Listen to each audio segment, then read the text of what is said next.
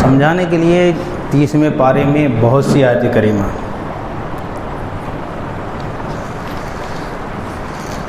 کسی بھی صورت کو اٹھاؤ ذہنوں کو جو ہے جھنجھوڑ کر رکھ دیتی ہے۔ جیسے سورہ بلد ہے، یہ اس سے پہلے والی سورہ جو ہے فجر ہے، مگر سورہ فجر پر بات کروں اس لیے کہ اس کا تعلق جو ہے، اس میں کچھ آیتیں جو ہیں ہماری ابھی زندگی سے ہے، جو ہماری چل رہی ہے نا، رمضان ہے، اس رمضان میں جو ہے ہم کتنی نیکی کرنا چاہتے ہیں، اس کے تعلق سے اس میں بھی ہمیں مواد ملتا ہے۔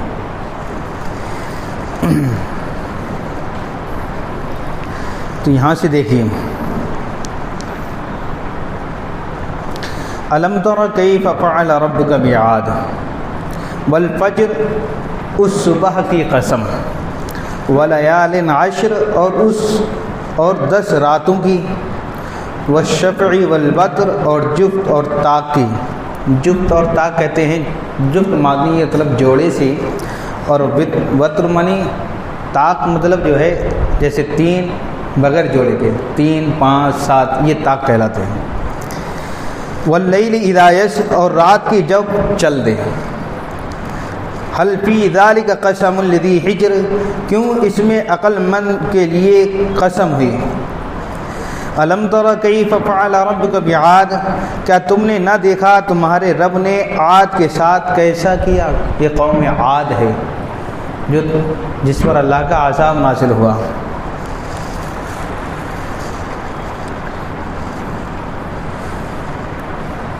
ارم ذات العماد، وہ ارم حد سے زیادہ طول والے، التی لم یخلق مثلها فی البلاد، کہ ان جیسا شہروں میں پیدا نہ ہوا۔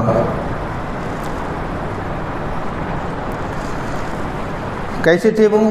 زور قوت اور طول قامت، یعنی بہت زیادہ طاقت والے اور لمبے تڑنگے تھے۔ عاد کے بیٹوں میں سے شداد بھی ہے، شداد جو ہے نا، ابو جہل، شداد، یہ کافر جو ہیں ان میں سے، جس نے دنیا پر بادشاہت کی اور تمام بادشاہ اس کے متبع ہو گئے۔ کیا ہے کہ ان جیسا شہروں میں پیدا نہ ہوا، یعنی بہت زیادہ طاقت والے تھے اور لمبے تڑنگے تھے۔ وثمود الذین جابوا الصخر بالواد، اور سمود جنہوں نے وادی میں پتھر کی چٹانیں کاٹی۔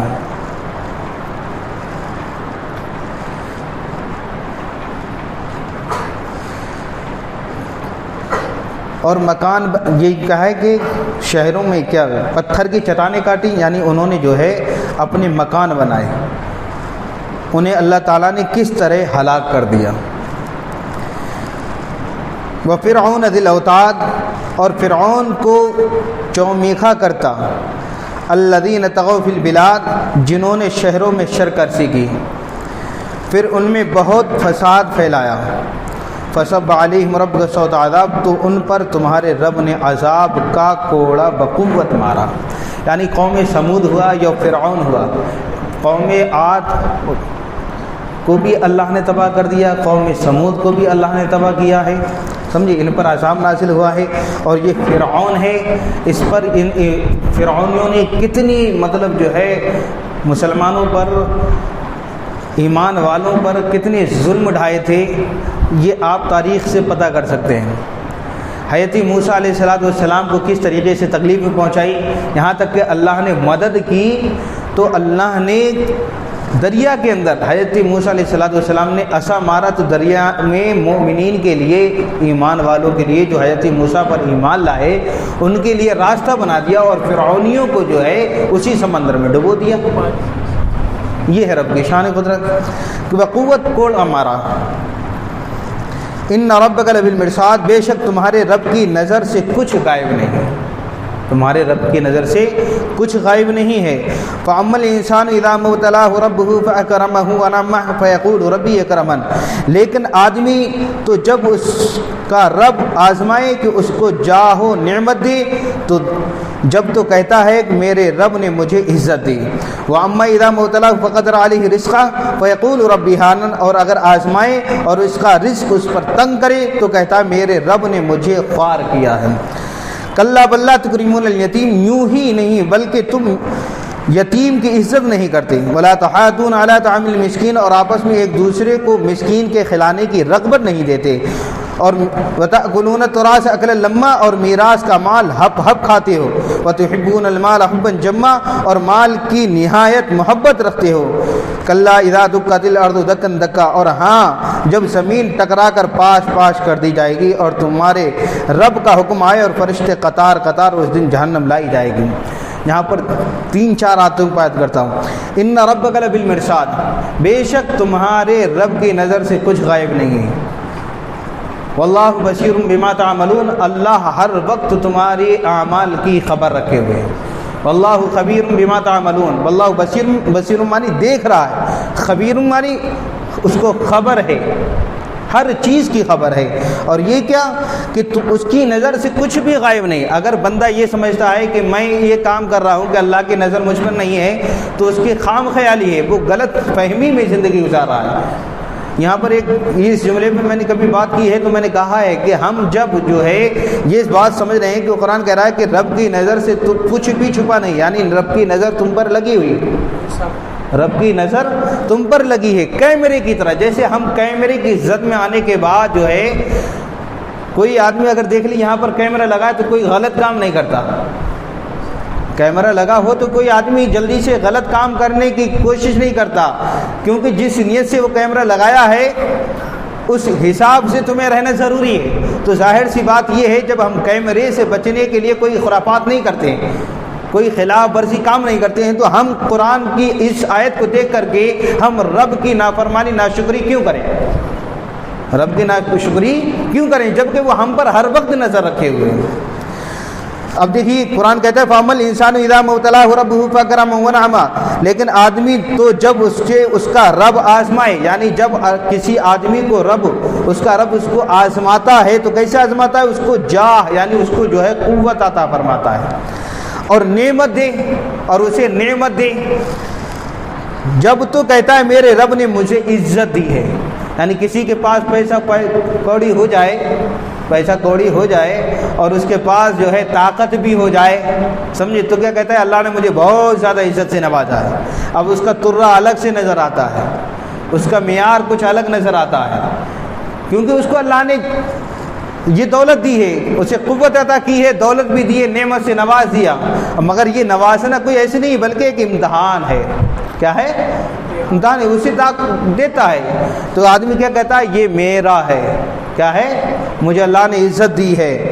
وَأَمَّا إِذَا مَا ابْتَلَاهُ، اور اگر آزمائے اور اس کا رزق اس پر تنگ کر دے، آزمائے اور اس کا رزق اس پر تنگ کرتے۔ جیسے تم نے بہت سے آدمیوں کی زندگی میں یہ دیکھا ہوگا کہ 10 سال پہلے اس کی زندگی بہت خوشحال تھی۔ کیا تھی؟ جب خوشحال تھی تب اس کا اللہ نے شکر ادا نہیں کیا ہوگا اس کا، سمجھے۔ جب اس کا روزی تنگ کر دی، یعنی اس کی جو کاروبار تھا اس میں کمی آ گئی، اب اس پہ تکلیفوں پہ تکلیفیں آ رہی ہیں، جو اس کی خوش و خرم کی زندگی تھی اب اس کی تکلیف میں آ گئی۔ کیا آ گئی؟ تکلیف میں آئے گی، اور اس کا رزق اس پر تنگ کر دے، یعنی اس کا رزق جو ہے کم کر دے، تو کہتا ہے فَيَقُولُ رَبِّي أَهَانَنِ، تو کہتا ہے میرے رب نے مجھے خوار کیا۔ خوار کیا یعنی ذلیل کر دیا۔ حالانکہ ایسا لفظ بولتا ہے نا بہت ہی بڑا گناہ کرتا ہے، کیونکہ میرا رب وہ ہے جو کبھی کسی کے ساتھ ناانصافی نہیں کرتا ہے، وہ ارحم الراحمین ہے، سمجھے، رحمان الرحیم ہے، ستار بھی ہے، غفار بھی ہے۔ جہاں قہار ہے وہاں رحمان بھی ہے، وہ جہاں جلال ہے، جہاں اس کی جلالت بھی ہے، اس کا قہر ہے، اس کا نام قہار بھی ہے، تو اس نے اپنا نام رحمان بھی رکھا ہے۔ جہاں تم عیب کرتے ہو، تمہارے عیب کھل جائیں، تو اللہ رب العزت نے اپنا نام ایک جو ہے ستار العیوب رکھا ہے، تو وہ عیبوں کو چھپانے والا بھی ہے۔ تو کہتا ہے میرے رب نے مجھے خوار کیا۔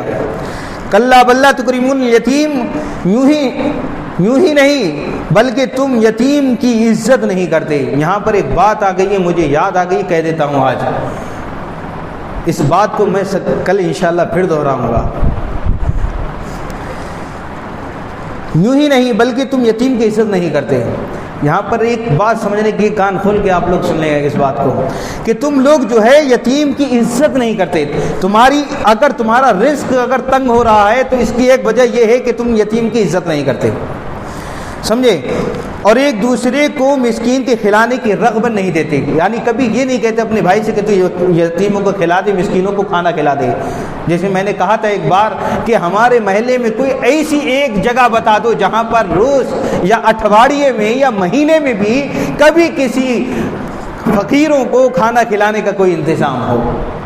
کسی بھی محلے میں چلے جاؤ، کہیں نہیں ملے گا، جبکہ یہ کام ہمارا قرآن کہتا ہے تمہارا کام ہے۔ یہ مسلمان مومنین کا کام یہ ہے کہ تم غریبوں کو کھلاؤ، مسکینوں کو کھلاؤ، یتیموں کی عزت کرو۔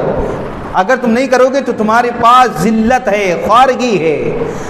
آج مجھے ایک خبر ملی ہے، سمجھے، کہ ہماری مسجدوں میں اللہ نے وہ قانون بنایا ہے، واحد قانون ہے ہمارا یہ ایک اسلام کا، کہ جس میں کوئی بھی سید بھی کھڑا ہو، فقیر بھی کھڑا ہو، ایک ہی سب میں کھڑے ہوتے ہیں، پھر بھی کوئی امتیاز نہیں ہوتا ہے کہ تو بادشاہ ہے، تو کتنا بھی بڑا مالدار رہی، تیرے سامنے اگر فقیر کھڑا ہے تو اس کے قدموں میں تو سجدہ کرتا ہے۔ یہ اللہ نے اسلام کی شان رکھی ہے کہ مسجد میں اس کی جب تم عبادت کرتے ہو تو کوئی چھوٹا بڑا نہیں ہوتا۔ اس وقت اگر کوئی بڑا ہوتا ہے جو سب سے زیادہ متقی ہوتا ہے، وہی رب کا سب سے زیادہ پسندیدہ بندہ ہوتا ہے۔ مگر خبر یہ ملی ہے کہ لوگ اگر غریب ہے نا تو اس سے گھن کرتے ہیں، بازو میں ہٹا دیتے ہیں۔ ارے اللہ نے تجھے چند پیسے کیا دے دیے تو دولت پہ تو اتراتا ہے کیا؟ چند پیسے اگر ملنے پر تو اگر اتراتا ہے، تو سمجھتا ہے کہ اللہ نے مجھے دولت دے دی، اور تو غریب کو اپنے پاس کھڑے ہونے پہ کراہت محسوس کر رہا ہے، ذلت محسوس کر رہا ہے، تو ایک دن سمجھ لینا کہ تو اس سے زیادہ ذلیل و خوار ہو جائے گا، اس سے زیادہ ذلیل و خوار ہو جائے گا۔ مگر اللہ رب العزت اس فقیر کی، اس غریب کی عزت ضرور بڑھائے گا، کیونکہ وہ اللہ کے گھر میں یہ سوچ کر نہیں آتا کہ میں مالدار کے بازو میں کھڑا ہوں، اس کی عزت، اس کے دل میں اس کی عزت نہیں ہوتی، بلکہ اس کے دل میں اللہ کا خوف ہوتا ہے۔ کیا ہوتا ہے؟ اللہ کا خوف ہوتا ہے۔ اگر جو ایسی نیت رکھتا ہے کہ میرے بازو میں کہ اگر کوئی ایسا غریب آ کے کھڑا ہو جائے تو مجھے گھن پیدا ہو، اللہ نے یہی تو ایک چیز رکھی ہے، نماز، جس کو کہا ہے ایک ہی سب میں کھڑے ہو گئے محمود و عیاض، نہ رہا کوئی بندہ نہ کوئی بندہ نواز۔ بادشاہ وقت بھی بازو میں کھڑا ہوتا ہے، اگر ہمارا پیر بھی ہے اور اگر امام کوئی پڑھا رہا ہے تو پیر کے بازو میں بھی مرید کھڑا ہوتا ہے، کوئی کراہت نہیں، ایک ہی سب میں کھڑے ہیں۔ کیوں؟ اس وقت تم اللہ کی نظر میں ہو، اللہ سے ملاقات کر۔ یہ خبر مجھے ملی ہے، بڑا افسوس کی بات ہے کہ ہمارے محلے میں ایسے لوگ بھی گندی ذہنیت کے لوگ رہتے ہیں جو غریب کی حقارت کی نظر سے دیکھتے ہیں۔ اللہ نے جیسے تجھے انسان بنایا ہے نا، اسے بھی انسان بنایا ہے، مگر تجھے دولت دے کے آزما رہا ہے اور اسے غربت دے کر کے آزما رہا ہے۔ امتحان میں کون کامیاب ہوگا وہ اللہ جانتا ہے۔ ایک دن جائے گا، اگر تو ایسے ہی کراہت کرنے والا کراہت کرے گا، اسے ذلیل سمجھے گا، تو اللہ رب العزت اس کی ساری دولت چھین لے گا۔ کیا؟ اس کی ساری دولت چھین لے گا۔ تو کیا بلکہ تم یتیم کی عزت نہیں کرتے اور آپس میں ایک دوسرے کو مسکین کے کھلانے کی رغبت بھی نہیں دیتے۔ رغبت مطلب شوق۔ ہمارے کسی بھی دوست احباب رشتہ داروں میں کوئی اگر ایسا ہو تو پتہ کرنا جو غریبوں کو کھلانے میں شوق رکھتا ہو۔ ہاں 10 میں 40 میں ضرور فقیروں کو تلاش کرتے ہیں کہ فقیر کھلا دیں، وہاں فقیر بھی نہیں تو محلے میں دعوتیں چلتی ہیں، دعوت ہے آ جانا 40 میں کھانے کے لیے۔ 40 میں کی دعوت دینے کے لیے نہیں ہوتی، فقیروں کو کھلانے کے لیے ہوتا ہے۔ وہاں پر بھی فقیروں کو نہیں دیکھتے، اپنے رشتہ داروں کو دیکھتے ہیں۔ رشتہ داروں کو کھانا کھلا دیا، بڑا ثواب کا کام ہے۔ رشتہ داروں کو کھلانے کا بڑا ثواب نہیں ہے، تم فقیروں کو کھلاؤ گے تو زیادہ ثواب ہے۔ اور میراث کا مال ہب ہب کھاتے ہو، یعنی باپ جو میراث بچی ہے، اگر جو یتیموں کا مال مل جائے، اس کا کوئی والی اس کا کوئی سربراہ نہ ہو تو دیکھو لوگ کیسے اس کا مال ہڑپ کر جاتے ہیں۔ ہب کھا جاتے ہیں، یعنی اس کے حصے میں جب تک وہ جوانی میں پہنچے نا، اپنے مال کو سنبھالنے کے جب اس میں شعور پیدا ہو نا، تب تک لوگ اس کا مال کھا جاتے ہیں۔ جبکہ حق یہ ہے، قرآن یہ کہتا ہے، شریعت کہتی ہے، اگر کوئی یتیم ہے، اللہ نے تمہیں اتنی وسعت دی ہے، طاقت دی ہے، ذہنی دی ہے، قوت و اختیار دیا ہے، تو تم پر لازم ہے اس کے مال کی حفاظت کرو اس وقت تک جب تک یہ یتیم بچہ اپنے مال کی حفاظت کرنے کا اہل نہ ہو جائے، اور مال کی نہایت محبت رکھتے ہو، مال کی بہت ہی زیادہ محبت رکھتے ہو، اس کی وجہ سے تمہارے پاس یہ تنگی آتی ہے۔